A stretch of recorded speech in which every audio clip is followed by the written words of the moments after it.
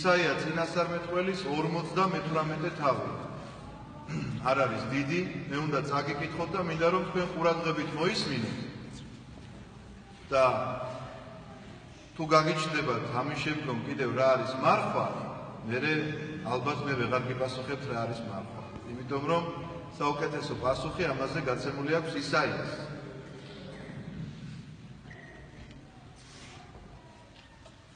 იყვირე მთელი ხმით, თავს ნუ დაიზოგავ. 58 თავის პირველი მუხლი. ისაიას მიმართავს ღმერთი. რომ იცოდეთ, რომ შინაარსი გაიგოთ. ისაიას ეუბნება, რომ იყვირე მთელი ხმით, თავს ნუ დაიზოგავ.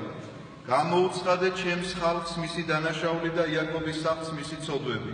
წინასწარმეტყველები ზოგადად ამისთვისაც მოდიოდნენ, რომ ხალხი ემხილებინათ რაღაცა ცდომილებაში, როცა იყვნენ შესულები, რომ აი რაღაცა ცდომაში ხარ, ამიტომ უნდა გამოფხიზდე, უნდა გამოასწორე შენი შეცდომები. ისინი ყოველდღე მეძიებენ მე და სულ ჩემი გზების ცოდნა, როგორც ერი, რომელიც სიმართლეს იკვლევს და თავისი ღმერთის სამართალს არ ივიწყებს. მეძიებენ ისეთი ერივითო, თითქოს სიმართლეს აკეთებდნენ და მეც არაფერსო. სინამდვილეში არ აკეთებენ სიმართლეს. მეკითხებიან მე მართალ სიმართლეზე, ღმერთთან სიახლოვეს წადიათ მათ. რატომ მარხულობთ თუ კი არ ვხედავ? რატომ მოვიდრეკ სულს თუ კი არ გვამჩნევ? ხალხი, რომელიც ღმერთის მაძიებელი ხალხია, ძალიან ხშირად მხოლოდ გარეგნული მარხვით შემოიფარგლებოდა. დღევანდელ სახარებაში ხო წავიკითხეთ, როდესაც თქვენ მარხულობთ, ნუ იქნებით მწუხარე როგორ წარმართი. რას ნიშნავდა ეს იცით, რომ მაშინ მიღებული იყო ასეთი ტრადიცია. რაღაცა ესე იგი ფანტომასის მასკასავით უნდა გაგიკეთებინა მარხვის დროს. რაღაცა ნაცრისფერი, ხო გახსოვთ ფანტომასი? ნაცრისფერი ესეთი ნიღაბი რო ქონდა. ჩამოფარებული სახეზე და არ იცოდი რანაირი სახე ქონდა, იცინოდა თუ წინდა რამე დროც ერთი სახე ქონდა. დაახლოებით ასეთი მდგომარეობა იყო მარხველებს შორის. ადამიანები, ვინც სჯულის ზედმიწევნითი მცოდნები და შემსრულებლები იყვნენ, ჩამოიფარებდნენ სახეზე ესეთ რაღაცა ნიღაბს, თავზე ნაცარს დაიყრიდნენ და დადიოდნენ ესე ძალიან შეწუხებული სახით. ოღონდ იგივე შეწუხებული სახით რას აკეთებდნენ, ეხლავე წაგიკითხავთ. რატომ მარხულობთ თუ კი არ ვხედავო, რატომ მოვიდრეკ სულს თუ კი არ გვამჩნევო? უფალს ეკითხებიან. იმიტომ რომ შედეგს ვერ ხედავენ თავისი მარხვისა და თავისი ლოცვისა და მოდრეკის შედეგს რომ ვერ ხედავენ, ღმერთს ეუბნებიან, აბა რაღაცომ მარხულობთ, ხო ვიმარხულეთ და შედეგი არ დაგვიდგა. აჰა თქვენი მარხვა დღეს აღწევს თქვენ საწადეს და მძიმე შრომას მოითხოვთ სხვათაგან. ეს არის პირველი პასუხი. რატომაც ღმერთი არ ამჩნევს მათ მარხვას? იმიტომ რომ მძიმე შრომას მოითხოვენ სხვათაგან ადამიანები და არა თავისი თავისგან. და ამას გეტყვით რა მძიმე შრომაზე წარი ლაპარაკი. თქვენ ხომ დავისთვის და ჩხუბისთვის მარხულობთ და იმისთვის რომ დაურიდებლად ურტყათ სხვებს. ნუ იმარხულებთ როგორც დღეს, რათა ცას მისწვდეს თქვენი ხმა. დავისთვის და ჩხუბისთვის მარხულობთ იმას ნიშნავს, რომ მარხვა რომ დაიწყე, ეს ნიღაბი რომ გაიკეთე, თავზე რომ ნაცარი დაიყარე და დავა და ჩხუბი არ გაქვს შეწყვეტილი შენს მოყვასთან. ამიტომაც ღმერთი შენსას არ ისმენს.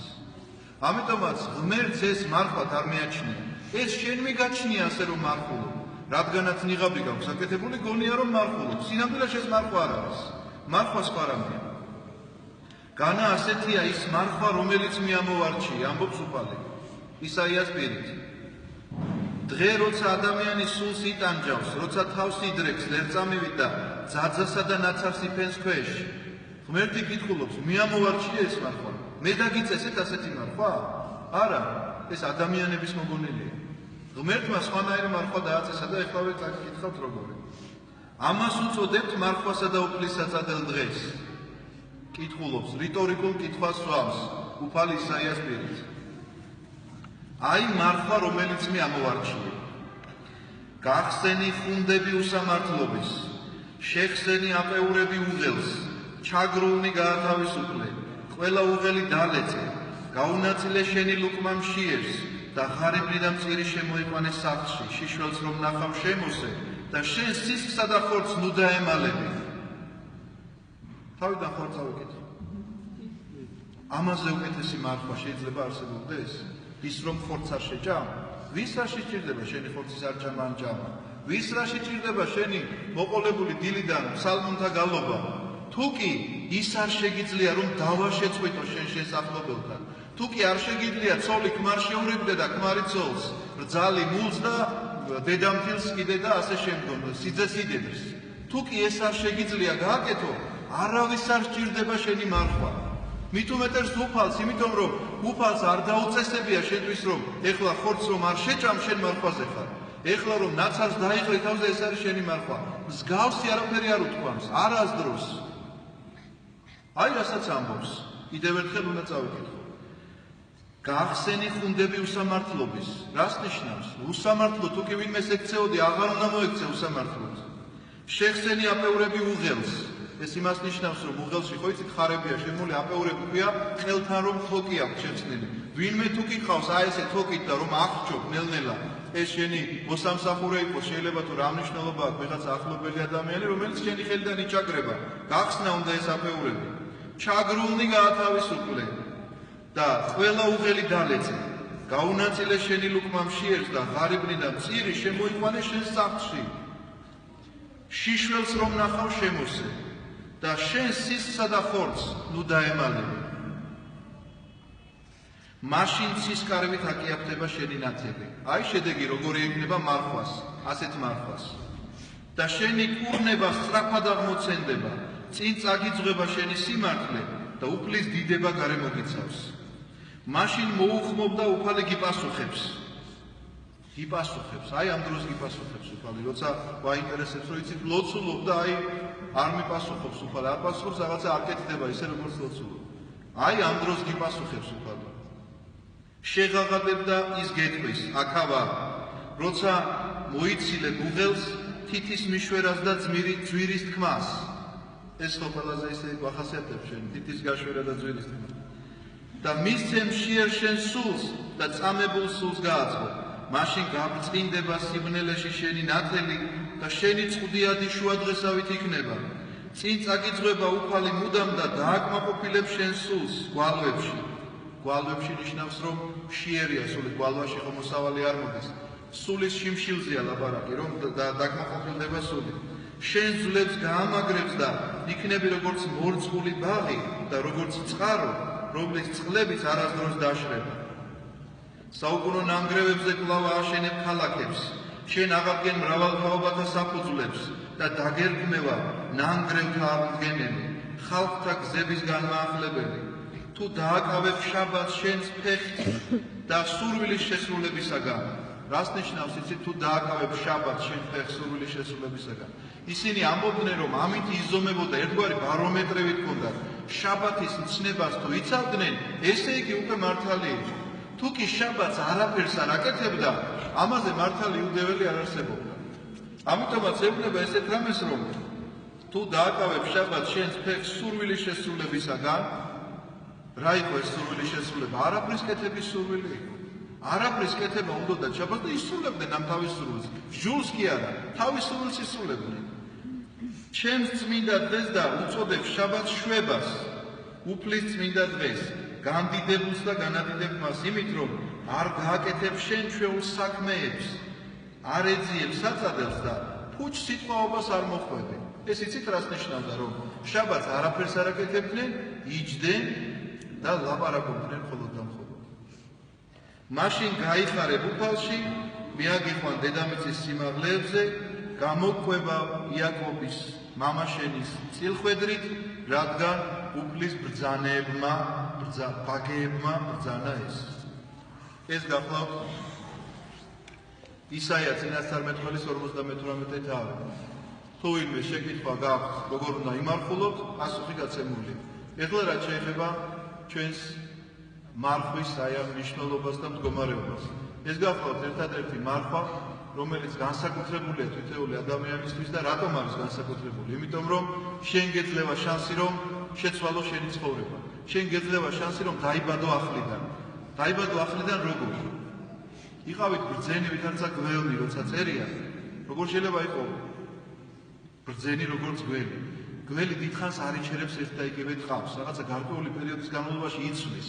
ერთ-ერთი სიბრძნე მისი ესეც არის, რომ ადამიანმა სწორედ ასე უნდა მოიქცეს, მან უნდა განაახლოს თავისი ცხოვრება. ასე რომ განახლება მოხდება, ვინც არ ზიარებულა საერთოდ და არ უმარხულია, თუ პირველად გააკეთებს ამას, ჩათვალეთ რომ ახლიდან დაიბადა. მაგრამ ის ადამიანი, რომელიც მრავალი წელია ეკლესიაში დადის და რაღაცა ნაზიარებიც არის შეიძლება და კვლავ აღადგენს თავის მდგომარეობას, თუ კი ჩავარდნა ქონდა და არ ზიარებულა, მისთვისაც ახალი ცხოვრება არის. ჩვენ რომელთა სახეებსაც მე ყოველ შაბათ-კვირა შეიძლება აქ ხედავდე, ჩვენთვისაც განახლება უნდა მოხდეს. განახლება როგორ ეხლა მაინც დადიოდი შაბათ-კვირას და კიდე მოხვალ ამ შაბათ-კვირას, ოღონდ ცოტა სხვანაირად უნდა მოხვიდე. არ უნდა დაკმაყოფილდე იმით, რაც გაქვს. არავითარ შემთხვევაში არ უნდა დაკმაყოფილდე, ამით რომ რადგანაც კვირის წირვაზე დგომა შეგიძლია და ამისი მადლი გაქვს, მხოლოდ ეს იკმარო და მეტი არაფერი და მხოლოდ შენი სურვილის შესასრულებლად არ უნდა იქცეს ამ ცნების შესრულება.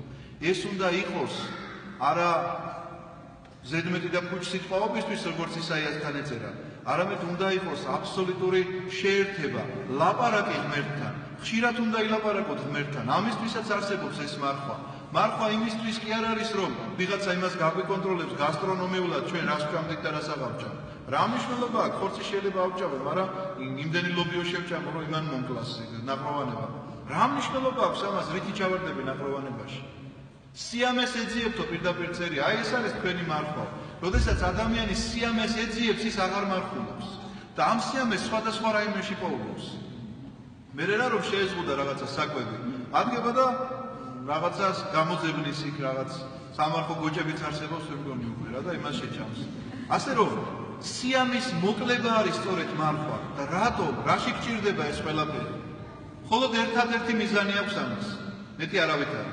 მარხვა არის საშუალება იმისა, რომ შენში სიმშვიდემ დაისადგუროს, იმიტომ რომ თუ არ დამშვიდდა შენი სული, ისე უფალს ვერ დაელაპარაკებ. როგორ შეიძლება საფრთხო მადლი არ შემოვიდეს შენში, სიმშვიდე, სიწყნარე არ დაისადგუროს აბსოლუტურმა სიჩუმემ, რომ შენ ღმერთის ხმა გაიგონო, იმიტომ რომ ვერაფრით ვერ გაიგონებ ამ ხმას, ოდესაც ქალაქის მრიტვზე ხარ გადართული დილიდან 8 ადგები და ყურჩაგესვის რაღაცის დნც აი მთელი დღე მე ამ რიტვზე ხარ. ამ რიტვზე სახლში ამას უკრავს მუსიკა, მანქანაში იგივე ისმის, ქუჩაში გამოდიხარ, გარეთ რაღაცა ესენი მუსიკებია და ამ რიტვზე დადიხარ, სიარულითაც ამ რიტვზე ხარ აყოლილი, ლაპარაკზეც ამ რიტვზე ხარ აყოლილი და ლოცვაზეც რომ დადგები, ღმერთს კი არ ელაპარაკები. უბრალოდ გახარ. რაღაცა ტექსტი გაქვს, რომელ ტექსტსაც კითხულობ, ზოგი ზეპირატიცი უკვე და ზოგი, მაგრამ ერთი სიტყვა არ მიდის უფალთან. და რატომ? იმიტომ რომ შენში სიმშვიდე არ არის, სიმდაბლე არ არის და მონანიება არ არის. თუ კი არ ინანიებ, ისე ქრისტეს ვერ იპოვებ. თუ კი სიმშვიდეს არ მოიპოვებ, ისე ღმერთს ვერ დაელაპარაკები. და ამისთვის არის სწორედ ეს მარხვა. და ამას ხელს ის კი არ უწყობს, რომ შენ ხორცს აღარ შეჭამ ხვალიდან.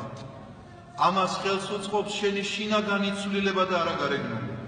შინაგანი ცვალებადობა და რას როგორ უნდა მიაღწევს ადამიანმა აი ამ შინაგან ცვალებადობას. იოანე ნათლისმცემელი გახსოვთ? იოანე ნათლისმცემელი, რომელსაც არასდროს არ უჭამია პურიც კი. წარმოგიდგენიათ, ჭამდა მხოლოდ თაფლს და კალიას. მეც არაფერს. არასდროს საწოლში არ დაწოლილა და არასდროს მას ადიელა ზემოდან არ ფარებია. უდაბნოში ეძინა, ჭამდა იმასაც გითხარით, ღვინო არასდროს არ დაულევია და რა იყო მისი საქმიანობა? გამუდმებით უფალს ელაპარაკებოდა. 30 წლისა იყო, როდესაც იოანე ნათლისმცემელი აღესრულა.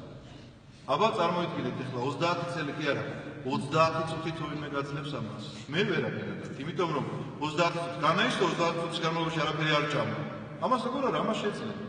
მაგრამ 30 წუთის განმავლობაში შენ შეგიძლია ღმერთს ელაპარაკო?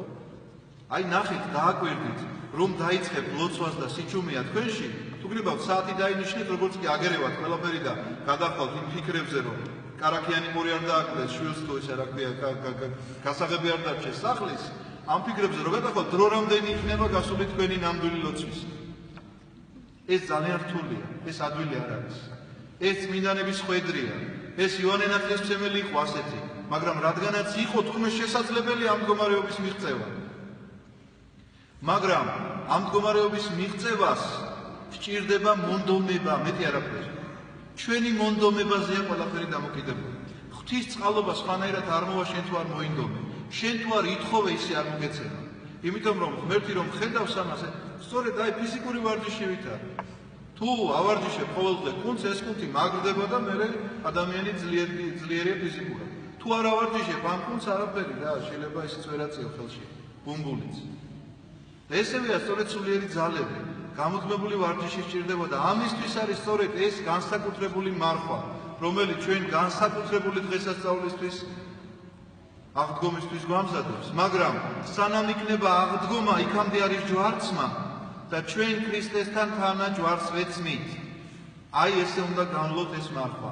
ჯვარცმა ნიშნავს იმას კი არა, რომ სიამოვნებები შეესრულო. სიამოვნება იქნებოდა თუ ჯვარს არ გაეკრებოდა იესო. ტანჯვა იყო ის, რომ ჯვარს გაეკრა. ამიტომ ჩვენ მასთან ერთად ჯვარს ვეცმით. რას ნიშნავს ეს? ფშია და არჭამ.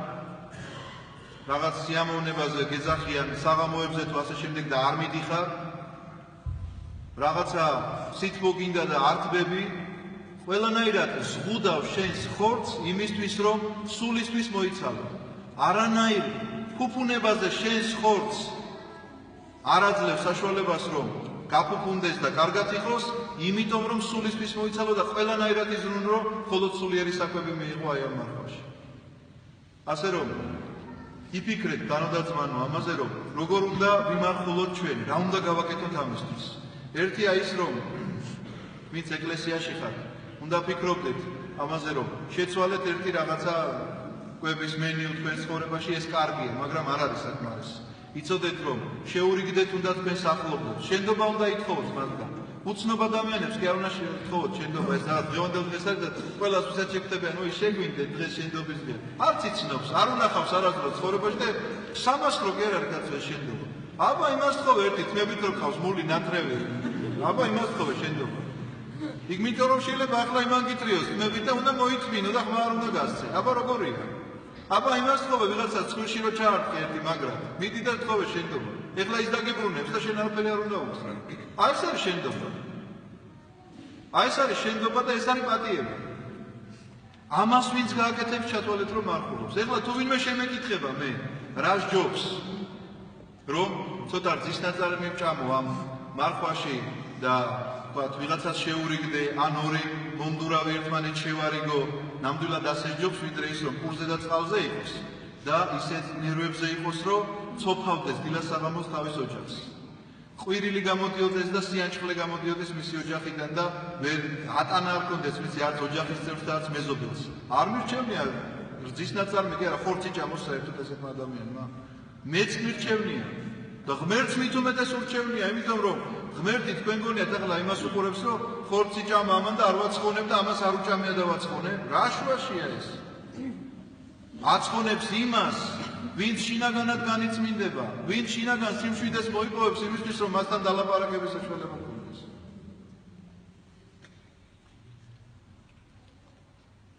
კანონი, რომელიც უნდა შეასრულოთ. დილის და საღამოს ლოცვები, რა თქმა უნდა, თავისი მეტანიები, როგორც აქვს დაწერილი, უნდა შეასრულოთ, სრულად უნდა წაიკითხოთ. მოკლე ლოცვებს ვკითხულობ, არ არის მიზეზი, რომ გეჩქარება. 10 წუთით ვერასდრებ 10 წუთში, 20 წუთით ადრე უნდა გაიღვიძო. უნდა შეასრულოთ დილის ლოცვები, საღამოს ლოცვები, ეფრემ ასორის ლოცვებთან ერთად. აუცილებლად უნდა წაიკითხო ფსალმონებიდან ერთი კანონი დღის განმავლობაში.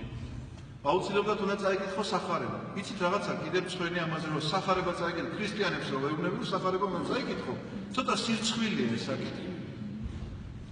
მთელი ძველი აღთქმის წიგნებიდან დიდმარხვაში იკითხება დაბადების წიგნი, ისაიას წიგნი, სიბრძნე სოლომონისა და უკვე ბოლოსკენ იკითხება იობის წიგნი.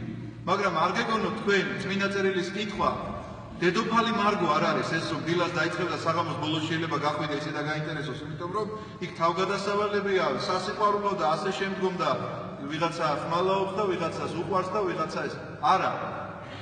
წმინდა წერილს რომ კითხულობ, შეიძლება იმდენად მსუხეა ეს წმინდა წერილი, რომ კითხულობ, შეიძლება ერთი გვერდი წაიკითხო და აქამდე იყოს სავსე. მე თუ კითხულობ, ვეღარაფერს ვეღარ გებულობ. ამიტომაც წაიკითხო უნდა იმდენი, რამდენსაც გაიგებ და შეიძლება უკან დაუბრუნდე კიდე რაღაცას. ამიტომაც წაიკითხეთ დაბადების წიგნი აუცილებლად მარხვის განმავლობაში, არა აქვს დროს მნიშვნელობა თქვენ თვითონ როცა მოიცლით, დაჯექი და ისე წაიკითხე. დამჯდარმა წაიკითხე ნელა თანამედროვე ქართულად რომ კარგად გაიგოთ. ისაია წინასწარმეტყველის წიგნი, რომ წინასწარმეტყველთა წიგნებს ვერ კითხულობთ, იმიტომ რომ არ გვესმისო რა წინასწარმეტყველება არ იყო, ცუდი ზნეობრივი შეგონება იყო მარხვის გაგებაზე. აი 51 სულ ესეთია ისაიას წიგნი.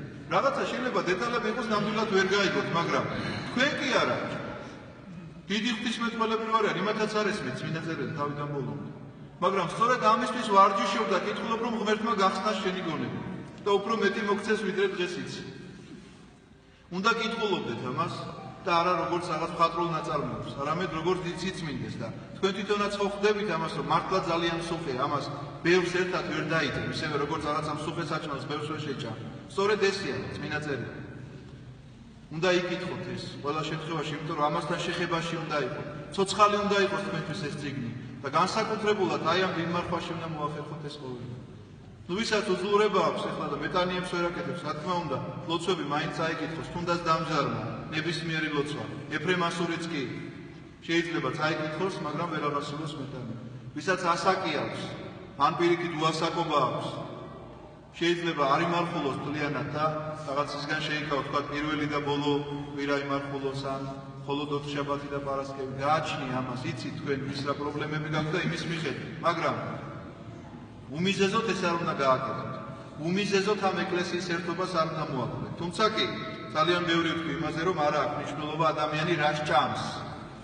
თავარია ადამიანი როგორ მოინდომებს თავისი სულის გაწმენდას. და შეეცადეთ, რომ მარხვა გაატაროთ ისე, რომ ერთი რაღაცა მანკიერი თვისება მაინც დადგმოთ თქვენში. ერთი მანკიერი თვისება. თუნდაც ის, რომ ამ მარხვის განმავლობაში ნუ იქნებით მიჩერებულები ამ ტელევიზორებს. ნუ უყურებთ ამ ტელევიზორებს. დადექით და ილოცეთ იმის ნაცვლად, რაც ტელევიზორისთვის უნდა გიყურებინათ. ნუ იქნებით რაღაცა კომპიუტერში, თამაშებში და ასე შემდგომ და სოციალურ ქსელებში ვინ ვისთან დაწვა, ვინ ვისთან გაიღვიძა, ამაზე მეტი არაფერი არ წერია, ყოველ შემთხვევაში მე რაც მინახავს არ წერია. ამიტომაც არ მაქვს რაღაცა ის სოციალური ქსელი, ყველამ რატომ არ გაქვს მამო იმდენჯერ ვინა მოგწერე და ისე მომწერე. წერილი მომწერე და წავიკითხა, რა პრობლემაა? მანამეც იქ უნდა მომწერო, იქ რო შეხვა დაკარგული ხარ. იქიდან ვეღარ გამოხვალ მე 2 საათი, იმიტომ რომ ამან რო მოგწერა, იქ 1000 კაცი წერს კიდე რაღაცას და ყველა უნდა წაიკითხო და ყველას უნდა უპასუხო. გაითვალისწინეთ ეს ყველაფერი, რომ მარხვა არ გვექცეს ჩვენ საშუალებად იმისა, რომ თავი გვეგონოს მართალი. მარხვა საშუალებაა იმისა, რომ გავიწმინდოთ სული. მარხვა არ გვექცეს მიზნად. მარხვა გვექცეს საშუალებად ღმერთთან ურთიერთობისა, სულის ცხონების. და კიდევ ერთი, რომ შენდობას ვითხოვ მეც, რა თქმა უნდა, თქვენს წინაშე და ყველას წინაშე, რაც მიცოდავს და როგორც მიცოდავს. არავინ იფიქროს, რომ მე მცხვენია ჩემი ცოდვების ჩამოთვლისა, უბრალოდ იცით რა არის, რომ ეს შეიძლება დამაბრუნებელი იყოს ბევრისთვის. მე ჩემს ცოდვებს, რა თქმა უნდა, აღსარებაში ვეუბნები ჩემს მოძღვარს, მაგრამ საზოგადოების წინაშე შეიძლება არ დავიწყო მისი ჩამოთვლა, რომ ამას ვაშავებ და იმას ვაშავებ, იმიტომ რომ ვიღაცისთვის შეიძლება დამაბრუნებელი აღმოჩნდეს. ამიტომაც შენდობას, რომელსაც ვითხოვ ყველა ცოდვისათვის, რაც ჩემგან გიგრძვნიათ თუ გიხილავთ და რაც არ იცით იმის შესახებაც ვითხოვ და კონკრეტულად მე ჩემი მოძღვრისგან. ესე გააკეთეთ თქვენც. ითხოვეთ შენდობა იმათგან, ვინც გიწყერინებიათ, რომ მოგცეს ღმერთმა განწმენდილი გონებით და განწმენდილი გულით მარხვის დაწყების საშუალება. ამინ. გალოცვილი და გახარებული გამოდგა.